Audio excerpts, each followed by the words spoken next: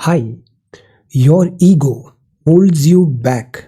Your true self sets you free. Be you. Today is 25th of January 2022. Let us have a quick discussion of all these important topics. Rapid जी के yesterday questions के answers हैं। जनवरी 24 को celebrate करते हैं international day of education. Bastar festival celebrate होता है छत्तीसगढ़ में। Dudhwa national park is in Uttar Pradesh. Third Anglo Mysore war हुआ था, उसके बाद ट्रीटी ऑफ सेरंगापट्टनम हुआ था।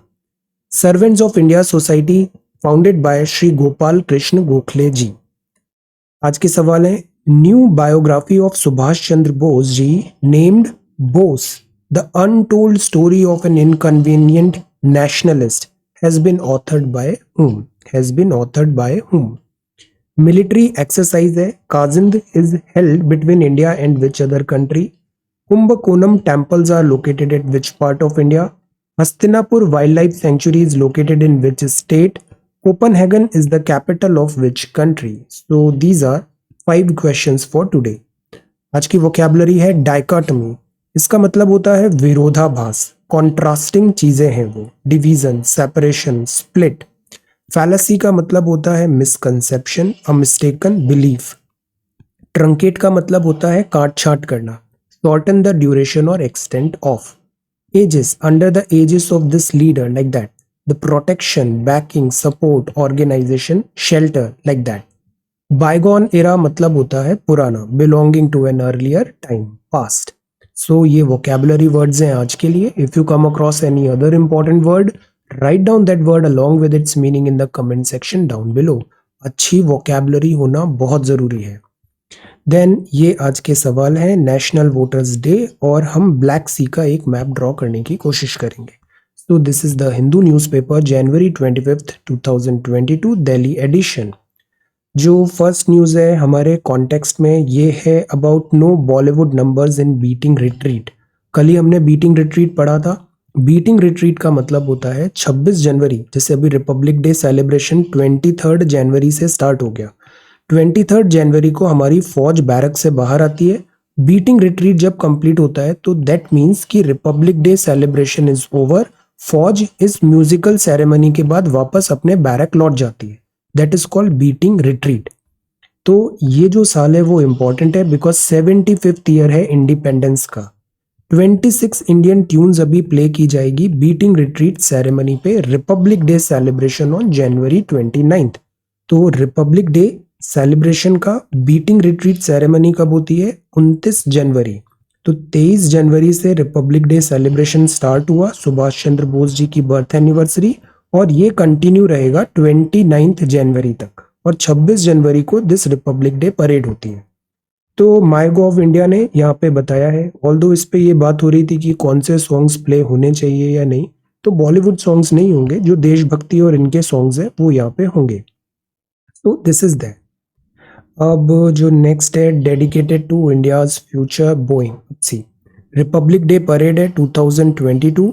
तो ये सारी चीज़ें जो अगर रिपब्लिक डे परेड पे सेलिब्रेट करने का जो इवेंट है उसमें आप पार्टिसिपेट करने जाओगे तो ये सारी चीज़ें वहाँ पे प्रोहिबिटेड होगी। ये काफ़ी पहले, मैं भी यहाँ गया था, काफ़ी पहले ये चीज़ें स्टॉप कर दी जाती है।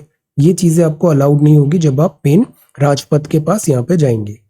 तो this is like eatables allowed नहीं होगा, बैग ब्रीफ केस नहीं होना चाहिए, रेडियो, ट्रांजिस्टर, टेप रिकॉर्डर वगैरह नहीं होगा, camera, binocular, Handycam, water bottles, inflammable items, match boxes, electronic gadgets नहीं होंगे। Don't carry these things along with you। तो ये प्रोहिबिटेड चीज़ें हैं, बाकी ये सारी चीज़ें भी प्रोहिबिटेड है। ओके, देन इसके अलावा अभी कोविड का भी थ्रेट है, तो कोविड-19 अप्रोप्रिएट प्रोटोकॉल भी फॉलो करना पड़ेगा। अब ये जो न्यूज़ है ये है हीरोज ऑफ 1857। 1857 का जो हमारा स्वतंत्रता संग्राम का पहला बैटल स्टार्ट हुआ था, इस पे हमने ऑलरेडी आंसर राइटिंग कर रखा है। Go to website, search this 1857 and you will get all the answers. बड़े अच्छा कंटेंट है उसमें। तो दिस इज 1857। 1857 इसलिए इंपॉर्टेंट है बिकॉज इसको ऐसे मार्क किया जाता है कि हमारा फ्रीडम स्ट्रगल अभी चालू हुआ, रानी लक्ष्मीबाई। तो यहाँ जो मार्टर हुए फ्रीडम फाइटर्स, उनको भी इंडिया गेट पे क्यों ना इंस्क्राइब किया जाए, ये इस बात का यहाँ पे डिमांड है। तो ये लेफ्टिनेंट गवर्नर हैं दिल्ली के। National war memorial on Monday. तो अभी दो नए डेवलपमेंट हुए हैं। एक तो जो अमर जवान ज्योति है उसको मर्ज कर दिया गया है नेशनल वॉर मेमोरियल के साथ, और दूसरा अब और डिमांड है कि जो सेंट्रल विस्टा जो बन रहा है इसमें इंडियन हीरोज जो थीम्स वगैरह है वो कैसे बेटर रिफ्लेक्ट हो। बिकॉज अभी का जो टैब्लू भी होगा रिपब्लिक डे परेड में, उसमें जो थीम कुछ दिन पहले हमने पढ़ा था, आजादी का महोत्सव 75th year of India's independence, जो हमारे लोकल कल्चर है, लोकल एथोस है, वैल्यू सिस्टम है, हमारे जो लीडर्स हैं, इन सबको अभी हम हाईलाइट करने की कोशिश कर रहे हैं। अब ये सवाल क्यों इंपॉर्टेंट हो जाता है टॉपिक, बिकॉज यूपीएससी का भी ये टेंडेंसी रहा है, जैसे गवर्नमेंट अभी हमने जो पद्म अवार्ड्स भी होते हैं, है ना, पद्म विभूषण, पद्म भूषण, लाइक दैट। इस बार का जो आपने देखा था किन लोगों को पद्म भूषण पद्म विभूषण मिला, द काइंड ऑफ जो इंडियंस हम आइडेंटिफाई करने की कोशिश कर रहे हैं, जो रेगुलरली इतना न्यूज और हाईलाइट में नहीं आए, हम वो चेहरे आइडेंटिफाई करने की कोशिश कर रहे हैं। तो same is happening with this UPSC as well.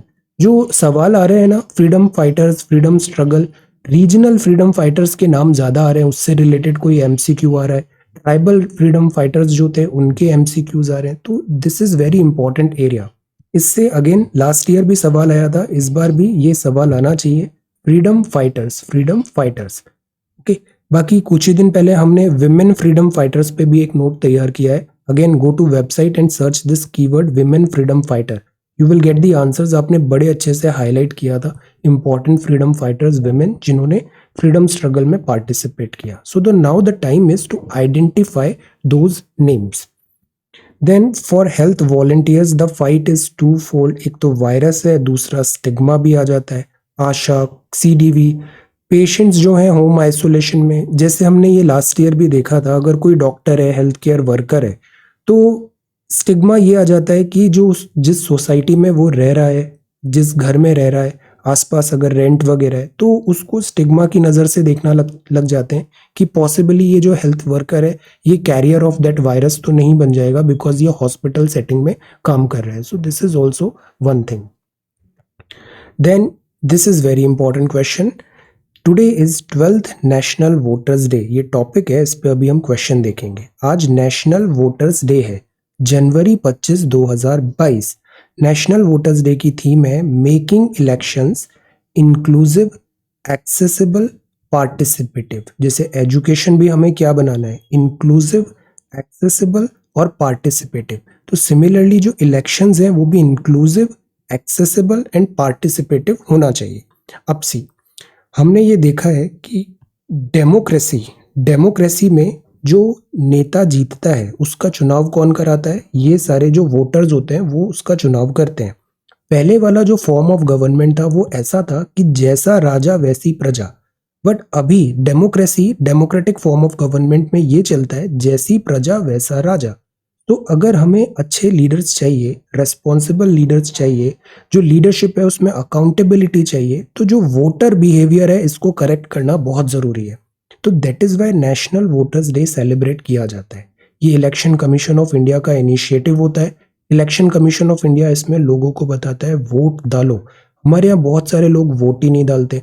अभी वोटर्स में कुछ रिफॉर्म्स भी हुए हैं, जैसे 18 साल में, या फिर जो फौज है उसमें स्पाउस को भी अब मैन विमेन दोनों काउंट किया जाएगा। ऐसे कुछ रिफॉर्म्स हुए हैं। ये रिफॉर्म्स भी again election commission of India का इनिशिएटिव है। आइडिया क्या होता है कि वोटर्स को ज़्यादा से ज़्यादा पार्टिसिपेशन, जैसे इलेक्टोरल रोल क्लीन करने के लिए उसको आधार कार्ड से लिंक करने का भी रिफॉर्म सजेस्टेड है। पार्टिसिपेशन ज़रूरी है।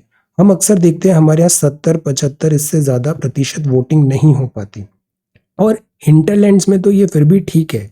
बड़े बड़े शहरों में देखना ये नंबर और पुअर होता है।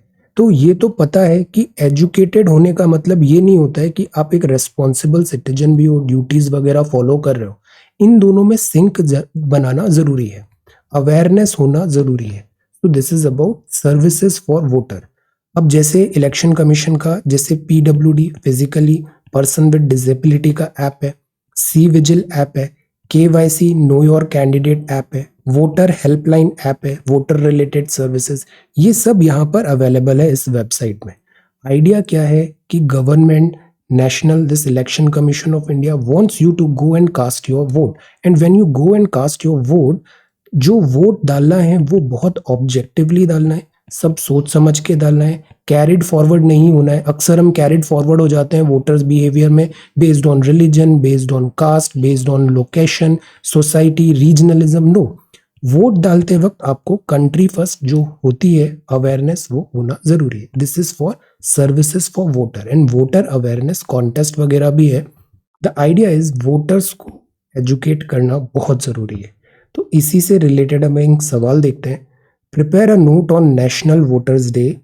Discuss why a well educated and responsible voter is considered the heart and soul of any democratic institution. Democratic institution उतना ही स्ट्रांग होगा, उतना ही अकाउंटेबल एंड इफेक्टिव होगा जितना उसका वोटर है. तो ये पहला डिस्कस करना है.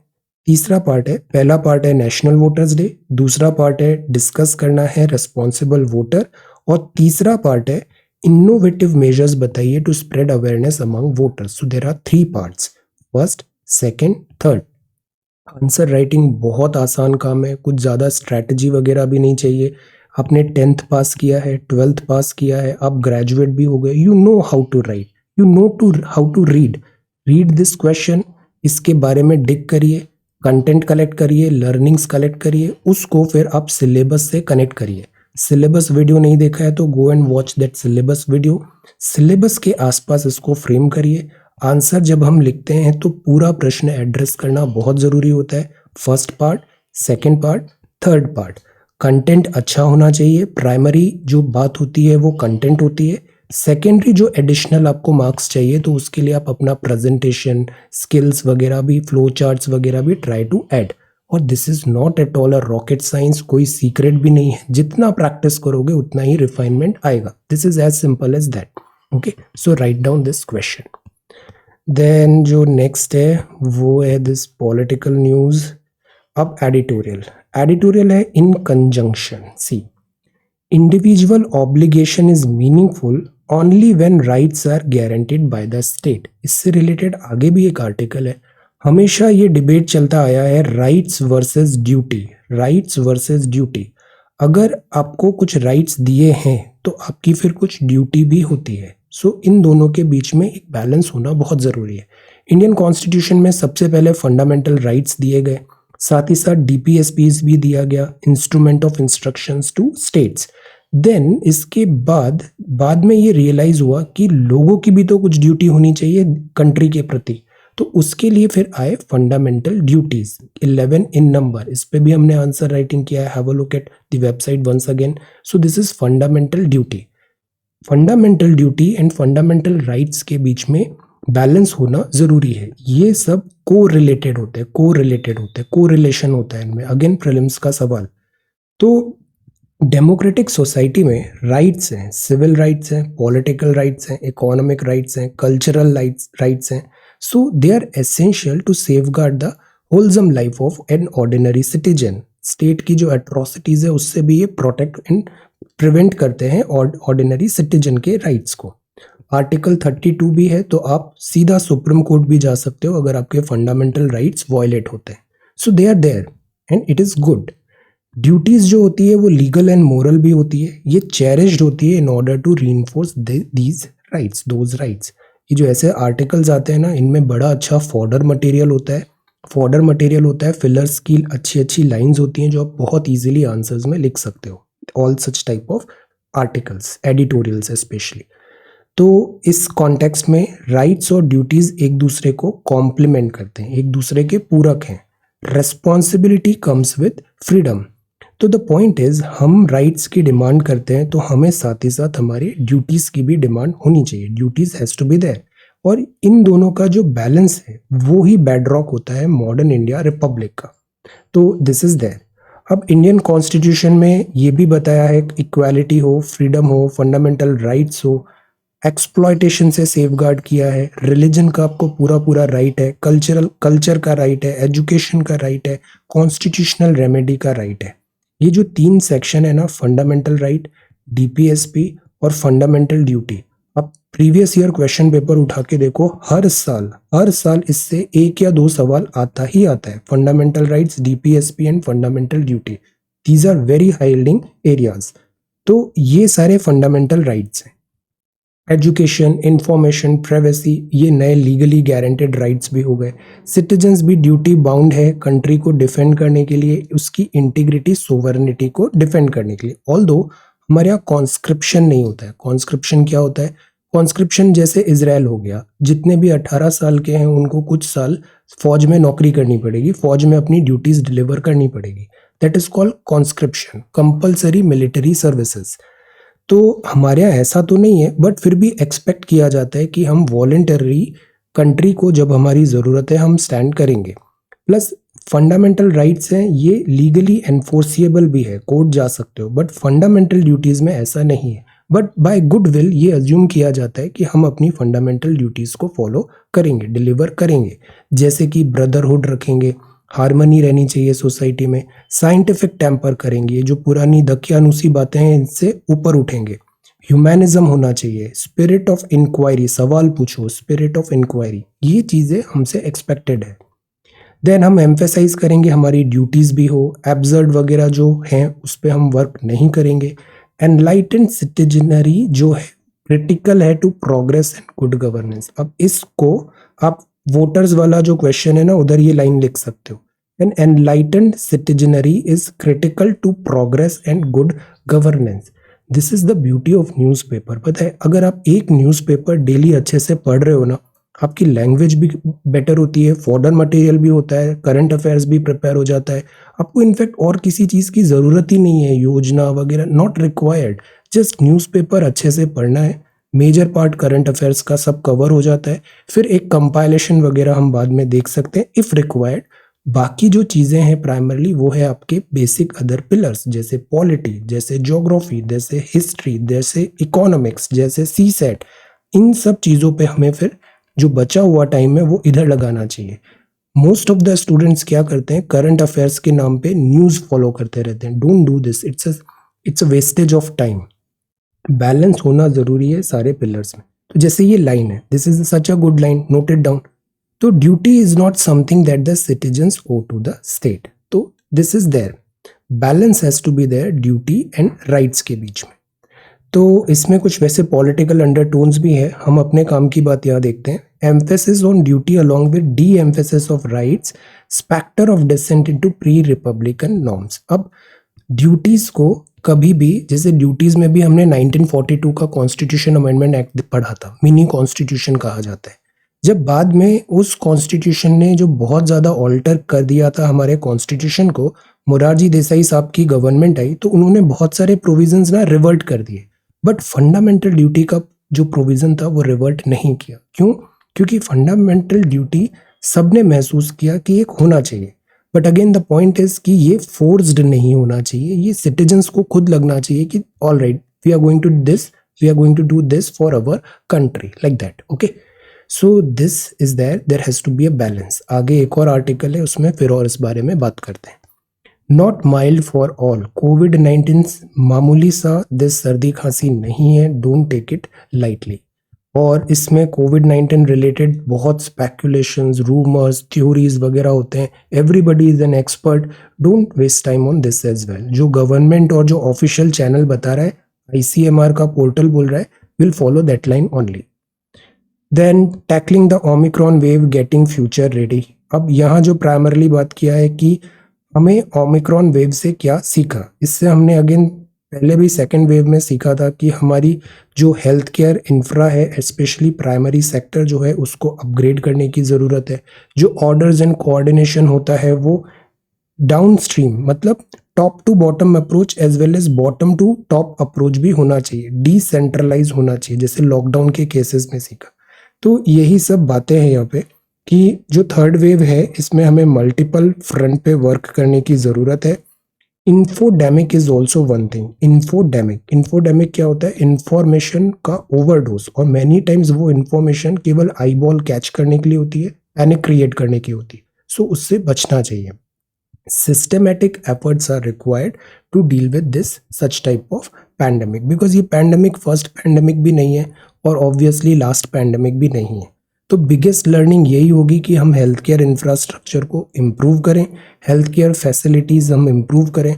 आप बताओ, अभी टारगेटेड कुछ ही टाइम पहले हेल्थ पॉलिसी आई थी, टारगेटेड कितना है जीडीपी होना चाहिए हमारा हेल्थ केयर में डाइवर्ट होना चाहिए, कितना परसेंट ऑफ जीडीपी हमारा हेल्थ केयर में डाइवर्ट होना चाहिए, और अभी का स्टेटस कितना है, थिंक।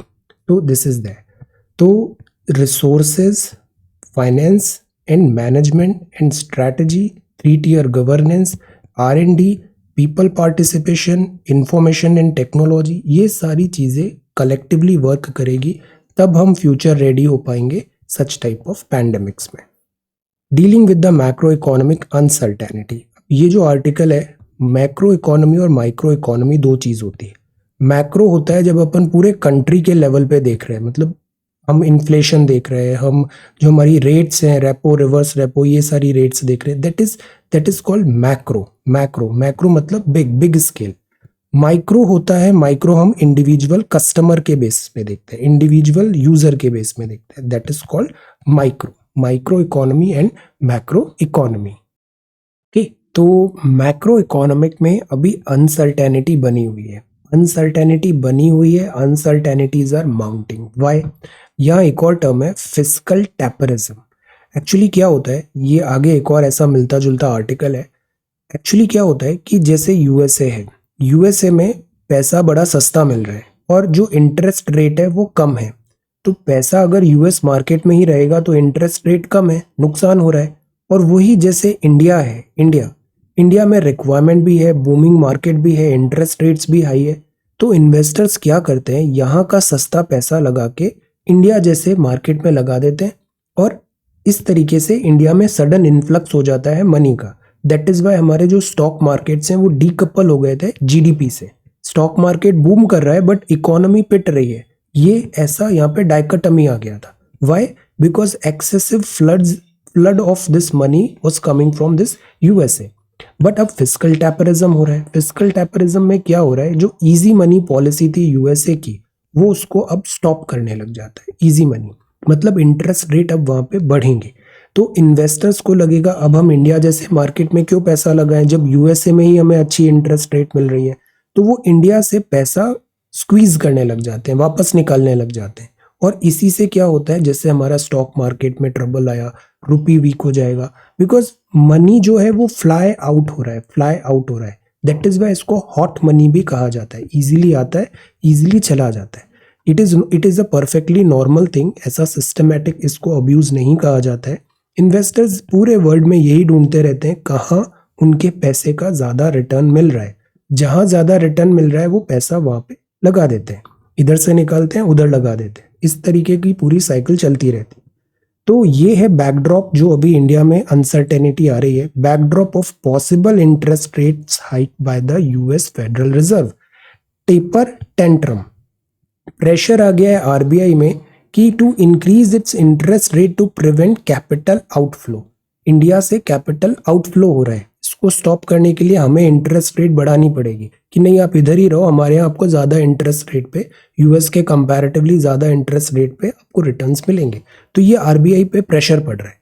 अगर इंटरेस्ट रेट बढ़ाएंगे तो अकोमोडेटिव स्टांस जो बना था अभी तक मॉनेटरी पॉलिसी कमेटी आरबीआई का, वो फिर पीछे हो जाएगा। इंटरेस्ट रेट बढ़ाएंगे तो जो अभी रिकवरी का जो हम बोल रहे थे, इन्फ्लेशन तो है ही, जो रिकवरी की बात कर रहे थे इकोनॉमिक, उस पर भी सवाल उठ सकते हैं। तो इसीलिए आरबीआई को अभी एक difficult this tight rope walk करने का हो रहा है। इन्फ्लेशनरी प्रेशर है, this is another thing. Wholesale price inflation अभी 14.32% है। तो जैसे हम ये भी इंटरेस्ट रेट की बात कर रहे हैं, इन्फ्लेशन की बात कर रहे हैं, गवर्नमेंट पॉलिसीज की बात कर रहे हैं, ये सब क्या है, ये सब है मैक्रो इकोनॉमिक डेटा। तो WPI जो है, अब इसमें consumer price index, inflation is there, inflation को कट करना, टारगेट करना 4 ± 2% पे भी जरूरी है। तो excess liquidity that was injected to stimulate growth as part of the pandemic response is crucial to reversing trends in non-performing assets as well. Non-performing assets मतलब loan किसी को प्रोवाइड किया है बट वो लोन का रिटर्न नहीं हो पा रहा है, तो वो जो एसेट्स हैं वो नॉन परफॉर्मिंग एसेट्स बन गए। तो एक्सेस जो लिक्विडिटी हुई थी ये भी एट टाइम्स लीड करती है नॉन परफॉर्मिंग एसेट्स में। सिमिलर जो ट्रेंड था वो हमने जब ग्रेट रेसेशन 2007-8 का आया था तब भी हमने ये देखा था, सच type of non performing assets बन गए थे बिकॉज लिक्विडिटी बहुत हो गई थी और उस लिक्विडिटी को एब्जॉर्ब करने का कैपेसिटी मार्केट में था नहीं। तो बाकी ये है कि जो आरबीआई है अभी फॉर्मली उसने नॉर्मलाइजेशन प्रोसीजर अनाउंस नहीं किया है। यील्ड जो है वो भी ज़्यादा आ रही है अभी बॉन्ड्स में, तो इंटरेस्ट रेट को अभी स्ट्रक्चर करने की ज़रूरत पड़ेगी। फिस्कल डेफिसिट की बात करें, आमदनी कम है खर्चे ज़्यादा हैं, 9.5% हो गया है ये रिवाइज एस्टिमेट्स। ये सब डेटा अभी क्यों हम पढ़ रहे हैं, बिकॉज ये सब रीडिंग्स के थ्रू ही बजट प्रेजेंट किया जाएगा 1 फरवरी को। तो अगर फिस्कल कंसोलिडेशन करेंगे तो या तो एक्सपेंडिचर कट करो या टैक्सेशन बढ़ाओ ताकि इनकम ज़्यादा आए। प्लस एक और दूसरी चीज़ होती है कि अगर इकोनॉमी को रिबाउंड करना है तो हमें इन्वेस्टमेंट ज़्यादा चाहिए होता है। इन्वेस्टमेंट में सरकार अगर ज़्यादा इन्वेस्ट करती है तो उसका मल्टीप्लायर इफेक्ट होता है, बट एट टाइम्स इससे क्राउडिंग आउट भी हो जाता है। मतलब अगर गवर्नमेंट बहुत एक्सपेंडिचर कर रही है तो प्राइवेट सेक्टर वहाँ नहीं आएगा, तो प्राइवेट सेक्टर क्राउडिंग आउट हो गया। जबकि हमें क्या चाहिए, क्राउडिंग इन चाहिए, प्राइवेट सेक्टर भी वहाँ पे इन्वेस्टमेंट करे, नॉट ओनली गवर्नमेंट। तो स्ट्रेंथन करना है इन्वेस्टमेंट हेल्थ केयर सेक्टर में भी। ह्यूमैनिटेरियन क्राइसिस ऑलरेडी बना हुआ है तो एक्सपेंडिचर्स अभी हम कट नहीं कर पाएंगे। एक्सपेंडिचर्स कट नहीं होगा तो फिस्कल डेफिसिट वाइडन हो रहा है। हमें इनकम अपनी इंक्रीज करने का ट्राई करना चाहिए, और वो कैसे करें, टैक्सेशन बढ़ा दें, is this a solution. Then unemployment का प्रॉब्लम अलग बना हुआ है इंडिया में। तो ये सारी चीज़ें हैं। तो अब ये देखना होगा कि यूनियन बजट में क्या स्टैंड लिया जाता है, और मॉनेटरी पॉलिसी कमेटी भी अब क्या बताती है कि अकोमोडेटिव रहेगी हमारी पॉलिसी या नहीं रहेगी। इजी मनी पॉलिसी, लिक्विडिटी पे फोकस रहेगा, रिकवरी पे, या फिर इन्फ्लेशन को भी हमें टेम करना है, और यूएस से जो ये कैपिटल आउटफ्लो होने लग गया है इसको कैसे चेक करना है। तो बड़ा अच्छा आर्टिकल है ये, इसमें बेसिक्स बताया है मैक्रो इकोनॉमी रिलेटेड क्या चैलेंजेस अभी इंडिया फेस कर रहा है, dealing with the macro economic uncertainty. अब जहां अनसर्टेनिटी होती है ना तो स्टॉक मार्केट क्रैश होता है। This is also one reason. Stock market जो होता है, बुल रन जो होता है वो सेंटिमेंट्स पे चलता है, तो जब सेंटिमेंट्स डाउन है तो स्टॉक मार्केट डिफिकल्ट हो जाता है। Devastating impact of school closure, regular talks है यहाँ पे जो हमने थ्रू आउट द ईयर पढ़ा है। स्कूल बंद होने से मल्टीपल लॉसेस हुए हैं। जो एक माहौल होता है, एक पूरी पूरी जनरेशन है, वो स्कूल का पूरा एक्सपीरियंस ही मिस कर दिया उन्होंने because of this lockdown. So this is not a right thing. Devastating impact of school closure, तो ये ओमिक्रॉन वेरिएंट के कारण अबैंडन हो गए, स्कूल्स भी नहीं चल रहे हैं। जो ऑनलाइन एजुकेशन है उसमें भी डिफिकल्टी है, ओवर्ट एक्सप्लॉयटेशन भी हो रहा है एट टाइम्स स्टूडेंट्स का। So these things are there, quality is also not there. तो वैक्सीनेशन दें जिससे जल्दी एनरोलमेंट हो पाए। स्कूल्स ऑल्दो अब रीओपन होने लग गए। So this is devastating impact of school closure. Learning outcomes compromise हुए। ये नया आर्टिकल है, इंपॉर्टेंट आर्टिकल है। India needs a national vision. यहाँ बात किया है कि जो डिफेंस होता है ना, स्ट्रैटेजीज जो होती है ये बड़ी वेल थॉट होती है। सोल्जर का मतलब ये नहीं होता है जस्ट जाके वॉर में लड़ना। एक सोल्जर जो होता है वो एक बहुत बड़ा स्ट्रैटेजिस्ट होता है, बहुत बड़ा थिंकर होता है। जो आर्ट ऑफ वॉर है ना, वॉर एक्चुअल में ऐसा कहा जाता है ग्राउंड पे तो बस उसका एग्जीक्यूशन होता है। वॉर का जो आउटकम होता है वो पहले से डिसाइड हो जाता है। आपकी स्ट्रैटेजी कैसी है, प्लानिंग कैसी है, एग्जीक्यूशन तो मतलब आपको स्टैंप लगाना है ग्राउंड पे जाके, दैट्स ऑल। सो जो प्री वॉर का टाइम होता है, स्ट्रैटेजीज होती है, उधर हमको बड़ा होमवर्क रेडी रखना चाहिए। जितना एफर्ट्स आप डालते हो ट्रेनिंग में उतना ही लेस यू ब्लीड करोगे during the time of war. तो all the world knows gentleman that we are building a new navy. Navy जो होती है ये बड़ी स्ट्रॉन्ग मानी जाती है बिकॉज जो नेक्स्ट अभी है अनएक्सप्लोर्ड वो है ओशियन, और इंडिया का 3 तरफ से ओशियन है। नेवल सुप्रीमेसी हमें बनाना बहुत ज़रूरी है। ये अल्फ्रेड टी महान है, इनका थ्योरी चलता है नेवल स्ट्रैटेजीज और जियो स्ट्रैटेजी में। इनके लेसन सिखाए जाते हैं कि किस तरीके से कंट्री को खुद को डिफेंड करना चाहिए स्ट्रैटेजिक वे में।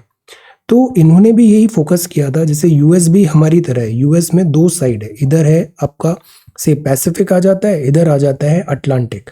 तो यूएस हमेशा जो नेवी है इस पे बहुत एम्फेसाइज करता है। यूएस में navy is the most important unit among all this armed forces. So हमें भी नेवल जो स्ट्रेंथ है ना उसको बैक फुट पे नहीं लाना चाहिए, नेवल स्ट्रेंथन रहना ज़रूरी है। लेसन्स फ्रॉम चाइना, जैसे मेड इन चाइना 2025, चाइना की 3 दौर आए हैं। पहला जो दौर था वो स्टार्टिंग का था जाओ एन लाई के टाइम पे कि स्टैंड करो। फिर डेंग जियाओपिंग का टाइम आया जिसमें बात आया मिलिट्री इकोनॉमी माइट बनाओ, इकोनॉमी माइट बनाओ। फिर उसके बाद अभी आया शी जिनपिंग का डॉक्ट्राइन जो बोलता है मिलिट्री माइट बनाओ। तो पहले स्टैंड, फिर इकोनॉमी और अब मिलिट्री। तो शी जिनपिंग डॉक्ट्राइन बोलता है मिलिट्री माइट करना है। और देखो अभी चाइना का जो नेवल स्ट्रेंथ बहुत रैपिडली बढ़ रहा है, मिलिट्री भी एक्सपेंडिचर ऑफ द चार्ट्स है। This is going to be a trouble in the upcoming years for us, so that is why we need to be well prepared. Modernisation करना जरूरी है, transform करे the people armed forces into world class forces, blue water navy all over the world हमारी capacity हो execution कोई भी military का करने का। This we should try. अभी जैसे हम एक नया जो अभी ट्रायल चल रहा है एयरक्राफ्ट कैरियर, उसका नाम क्या है आप बताओ? एयरक्राफ्ट कैरियर हमारा ऐसा सेकंड एयरक्राफ्ट कैरियर होगा, हमें और ज़रूरत है एटलीस्ट 3 या 4 तो होने चाहिए। तो सिमिलरली जो डॉक्ट्राइंस होती हैं कंट्री की वो ऐसे डिसाइड होती है। यूएस के टाइम पे कैनेडी था, कैनेडी इन्होंने नेवल सुप्रीमेसी पे फोकस किया, वॉर शिप्स, कैरियर्स एट्सेट्रा। एक और चीज़ होती है वॉर में, वो होता है hide your capability and bide your time. ये हमेशा से चाइना की स्ट्रैटेजी रही है। सेम डॉक्ट्राइन हमने दिस गलवान क्राइसिस में भी देखा था, Deng Xiaoping. Hide your capability and bide your time. जैसे जो बॉर्डर इशू है ना, चाइना इसको सॉल्व करने में इंटरेस्ट ही नहीं दिखाता है। All China wants is wide your time. और इस टाइम पे चाइना अपना बॉर्डर इंफ्रास्ट्रक्चर स्ट्रेंथन कर रहा है। तो this is the problem. Then अब हमें भी यहाँ पे अकॉर्डिंगली उसको मैच करना जरूरी है, this China 2021-5 plan. Third important चीज ये होती है कि जो भी सिक्योरिटी होती है ना वो कभी भी बोरोव्ड नहीं होनी चाहिए। बोरोव्ड, हम जो भी वेपन खरीदते हैं, शिप्स खरीदते हैं, एयरक्राफ्ट्स खरीदते हैं, सब मतलब हमने उसको परचेज किया है, खुद नहीं बनाया है। तो this is a cause of worry. अगर हम वेल्दी हो रहे हैं, स्ट्रांग बन रहे हैं, but if we are not spending on safety and security, so we are inviting troubles to us. So that is why we need to work on this as well. आत्मनिर्भर Bharat, defence research development organisation है, ISRO है, UAVs हैं, latest जो gadgets हैं। कल ही हमने पढ़ा था मल्टी डायमेंशनल जो थ्रेट इंडिया को इंटरनल एक्सटर्नल है, रिगार्डिंग दैट हमें अपनी सिक्योरिटी को बहुत सीरियसली लेना चाहिए। अब एक नया टाइप का वॉरफेयर आ गया है, that is called bio warfare. जैसे कोविड-19, this is also one thing. Trade as a weapon use करता है times China. So are we prepared अगर वो हम पे इस तरीके से अटैक करेगा तो the point is we should avoid, जुगाड़ से इतने बड़े काम नहीं होते हैं। We should try to develop strength हर aspect of this defence and security में। इसके लिए multi sectoral, multi ministerial, policy making, execution, ये सब की जरूरत पड़ेगी। We have got time. पहले तो जो थिंक टैंक है उसको करेक्ट ऑर्डर में लाएं और प्लान करें next 5-10 years, 15 year, 20 year, like that. ये विजन होना चाहिए जिसमें इकोनॉमी, टेक्नोलॉजी सब हो। रियलिस्टिक होना भी चाहिए नेशनल ड्रीम कि हम आफ्टर 10 ईयर्स कहाँ देखना चाहते हैं इंडिया को। This we need to do. तो again these are very good fodder points जो आप ऐसे आंसर राइटिंग बहुत जगह इनको आप यूज कर सकते हो। और ये लिखा भी है air vice marshal Manmohan Bahadur ji ने, Centre for Air Power Studies. So this is really good. Then assembly polls है, दिस इज यूपी। और पार्लियामेंट अभी 2 शिफ्ट में काम करेगी। प्राइम मिनिस्टर साहब ने चिल्ड्रन को बोला नेताजी का एग्जाम्पल फॉलो करो, be bold for what you stand for. National child award 2022 है, valour, sacrifice, this 4 martyred son of Guru Gobind Singh ji को भी यहाँ पे याद किया गया। देन इसके बाद प्रधानमंत्री राष्ट्रीय बाल पुरस्कार दिए गए। कहाँ पर? Innovation, social science, education, sports, arts, culture, बहादुरी दिखाने के लिए, bravery. Bravery is not the absence of fear. Bravery is the ability to overcome that fear. Be brave. Then जैसे नई टेक्नोलॉजी है, ब्लॉकचेन वगैरह, गुड। तो नेताजी का भी जो कंट्रीब्यूशन है वो यहाँ पे याद किया। अभी डिजिटल टाइम है, 75 हमारा अमृत महोत्सव चल रहा है। List of items you use in a day, identify जो मेड इन इंडिया नहीं है आप उसका क्या ऑल्टरनेटिव ला सकते हो। We need to focus on self sufficiency, आत्मनिर्भरता पे हमें फोकस करना चाहिए। दिल्ली दूरदर्शन 360 डिग्री कवरेज करेगा परेड का, एक्सेलेंट, कल इसको अपन देखेंगे। Then this is about rumbling in Air India, जैसे टाटा अब एयर इंडिया अब टाटास की हो गई है, तो टाटा क्या मैनेजरियल चेंजेस लाएगा, practices and all, let us see. Then marital rape center seeks time in high court. This is very important topic and very sensitive topic. इस पे honorable court का भी decision हम देखते हैं। Then this is Ukraine crisis. ये जो है वो यूक्रेन क्राइसिस है। यहाँ काइंड ऑफ ब्रिंकमैनशिप हो रही है। ब्रिंकमैनशिप मतलब on the just the verge of war. War होगा नहीं but just on the verge of war. Tactics होती है ये अपना पावर प्रोजेक्शन करने की। एक तरफ है दिस यूएसए नाटो, दूसरी तरफ है रशिया, और वॉर का जो बैटल ग्राउंड है वो यूक्रेन। तो बाकी जैसे एग्जांपल्स हमने देखे, बड़ी बड़ी कंट्रीज फाइट करती है, जहां फाइट होती है वो चीज हो जाती है destroy, destruction. So that is why Ukraine के लिए word is worried. Then Burkina Faso president held UAE destroys 2 Houthi Yemen. अब जैसे यहाँ पे भी दो बड़े बिग बिग जाइंट्स फाइट कर रहे हैं, एक तरफ सऊदी है, दूसरी तरफ ईरान है, बट डिस्ट्रक्शन कहाँ पे हो रहा है, यमन में। Then this is China sends 52 aircraft towards Taiwan zone. अब यहाँ ताइवान जो है, कुओमिंटांग पार्टी यहाँ चली गई थी। ये अपने आप को असली चाइना बताते हैं। 1949 में जब सिविल वॉर हुआ था चाइना का, तो कम्युनिस्ट पार्टी वहाँ की जीत गई थी, उसने मेनलैंड चाइना को रियल चाइना बोल दिया, और ये जो आइलैंड है यहाँ पे जो हारे थे वो इधर शिफ्ट हो गए थे Taiwan. Taiwan is important because of chip making, और ये वेस्टर्न पोस्ट माना जाता है दिस प्रॉक्सिमिटी ऑफ चाइना का। तो वर्ल्ड ताइवान का सपोर्ट करना चाहिए। चाइना इसको कंप्लीटली वन चाइना के अंदर इंक्लूड करना चाहता है। तो अभी यहाँ 52 एयरक्राफ्ट ताइवान जोन में भेजे। This is Taliban hail Oslo meet as success. Then Covid 3.0 drags activity lower by 20%। CCI ने फाइन किया marine lines in cartel probe. Crisil ने इतना डेटा बताया, Fed rate plan looms. 300 billion electronics by 2026 करेंगे, this is 350 crore. Swiggy 700 million इसने funds raise किए। Then this is Australian Open and sports. अब ये जो बात है वो है after effect of misplaced comments. ये जो बात है अगेन वो यूक्रेन क्राइसिस के बैकड्रॉप में है।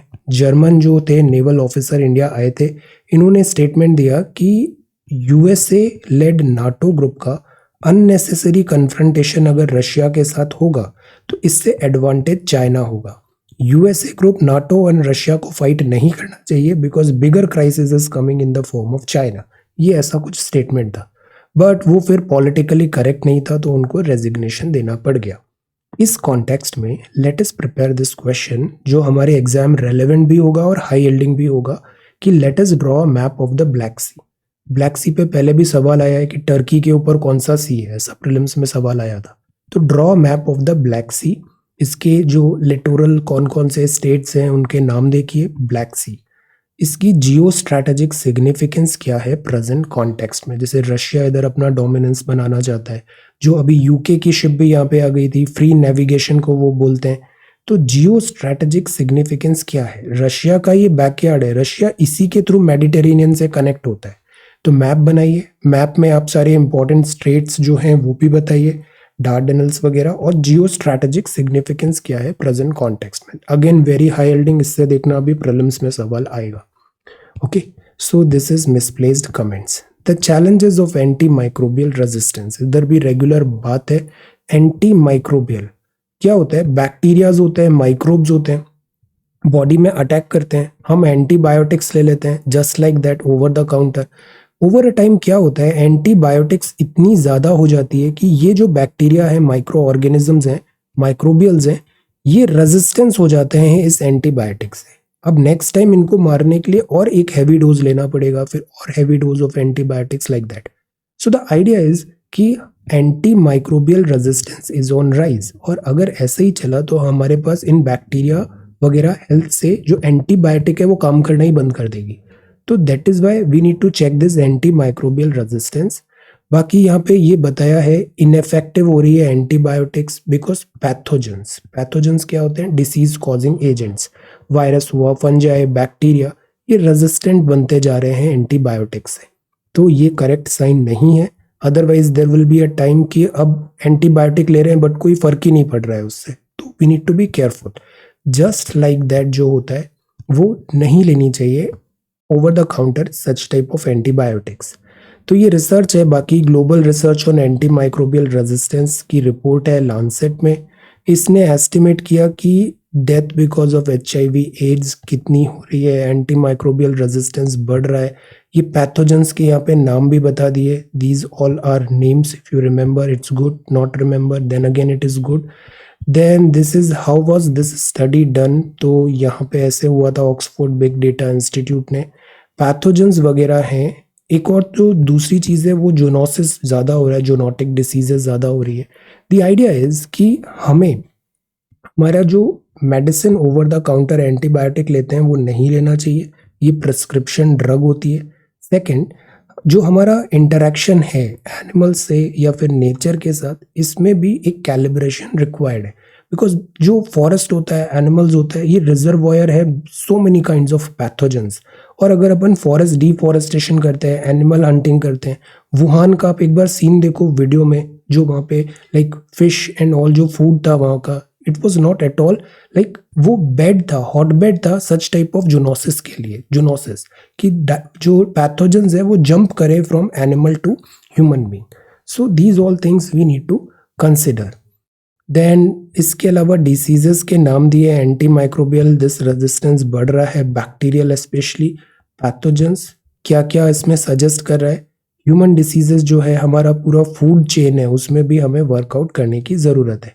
लाइफ सेविंग एंटीबायोटिक्स वगैरह है जस्ट लाइक दैट नहीं लेनी चाहिए। तो ये ग्राम की रिपोर्ट है, ये रिपोर्ट का नाम बस याद रखना है। जब भी एंटी माइक्रोबियल रेजिस्टेंस कुछ बात करना है तो just mention this report. GRAM report ने बताया है AMR राइज हो रहा है, पैथोजेंस रेजिस्टेंस हो रहे हैं एंटीबायोटिक ड्रग्स के लिए, तो this is AMR। thoughtful life saving antibiotics given where needed and minimized when they are not necessary, this is the message। जबरदस्ती का मेडिसिन नहीं लेना चाहिए। Rights, duties and the constitution. अब ये जो आर्टिकल है अगेन सेम चीज है कि राइट्स हैं तो ड्यूटीज भी है। सिटीजन्स जो हैं वाइड रेंज ऑफ ड्यूटीज है, 11 ड्यूटीज दी है कॉन्स्टिट्यूशन में, और फिर जो स्टेट है वो उनको कुछ राइट्स भी देता है। तो देयर इज अ बैलेंस, और ये बैलेंस बना रहना चाहिए। जैसे हम जो फंडामेंटल ड्यूटीज है ना, ये 11 की 11 आप याद रख लो, बहुत हेल्प करेगी आपको हर एस्पेक्ट ऑफ दिस एग्जामिनेशन में, फंडामेंटल ड्यूटीज। तो ये फंडामेंटल जो ड्यूटीज है वो हमें फॉलो करना चाहिए। ओके, राइट्स जो हैं वो लॉजिक है, anti dehumanisation, anti hierarchy. Actually जो फंडामेंटल राइट्स है ना, ये ह्यूमन राइट्स से इवॉल्व हुए हैं। फंडामेंटल राइट्स मतलब ये होता है कि एक ओवरऑल होलसम लाइफ जीने के लिए दीज आर एसेंशियल। तो ड्यूटीज हैं, राइट्स हैं। अंबेडकर साहब ने भी कहा था fundamental unit of the constitution remains the individual, लोग। तो बाकी यहाँ पे रेगुलर टॉक्स है, जैसे इमरजेंसी 42nd में आया था, फंडामेंटल ड्यूटीज आई थी कि जो एंटी नेशनल एक्टिविटीज वगैरह नहीं है, काइंड ऑफ एक सेंस प्रिवेल करना था कि आपकी कुछ ड्यूटीज भी है देश के प्रति। फिर जब नेक्स्ट इसका 44th आता है तो सारी ड्यूटीज को रिवोक नहीं किया गया, बड़ा पार्ट कॉन्स्टिट्यूशन रिवोक हुआ था, बट फंडामेंटल ड्यूटीज मेंटेन रही। तो ये वेब्स ऑफ ड्यूटी है, लॉजिक ऑफ राइट्स है, इसमें अब बहुत ज़्यादा नहीं जाना है। जो मोस्ट इम्पॉर्टेंटली है हमारे लिए, जो एस्पेक्ट है मोस्ट इम्पॉर्टेंट एस्पेक्ट, वो जो ये 11 ड्यूटीज़ है, इनको again and again read and understand, that's more than sufficient. Okay, then issue of line conflation. अब ये है illegal carry trade in China. जो अभी हमने पढ़ा ना, करेंसी कैरी ट्रेड होता है। ये क्या होता है कि जैसे इंटरेस्ट रेट डिफर है, एक राज्य है जहाँ पे 4% इंटरेस्ट रेट मिल रही है, एक जगह 2 मिल रही है, तो लोग यहाँ से पैसा लगा के इधर लगा देंगे, यहाँ से पैसा लगा के इधर लगा देंगे। एक बैंक है जो 5% इंटरेस्ट दे रहा है, दूसरा बैंक है जो 2% है, तो आप अपना पैसा कहाँ रखोगे? इधर रखोगे, तो you will shift this way. बस यही चीज होती है जिसको बोलते हैं carry trade.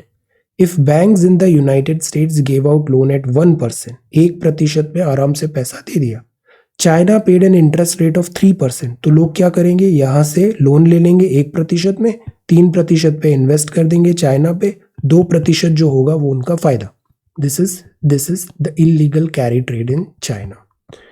Then this is this daily quiz. Okay, so this is the Hindu newspaper. 2 चीज हमें आज प्रिपेयर करनी है, नेशनल वोटर्स डे डिस्कशन और ब्लैक सी का बड़ा अच्छा मैप बनाना है और इसकी जियो स्ट्रैटेजिक सिग्निफिकेंस बतानी है। दोनों क्वेश्चन बहुत हाई एल्डिंग है। Okay, So thank you so much for watching this video. Take care, study well, and be safe.